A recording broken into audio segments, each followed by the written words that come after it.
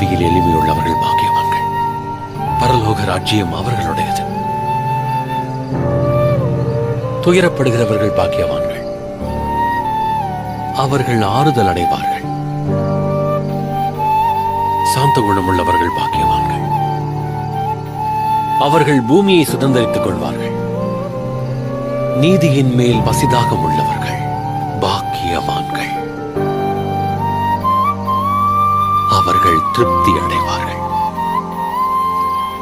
இரக்கமுடையவர்கள் பாக்கியவான்கள், அவர்கள் இரக்கம் பெறுவார்கள். இருதயத்தில் சுத்தமுள்ளவர்கள் பாக்கியவான்கள், அவர்கள் தேவனை தரிசிப்பார்கள். சமாதானம் பண்ணுகிறவர்கள் பாக்கியவான்கள், அவர்கள் தேவனுடைய புத்திரர் என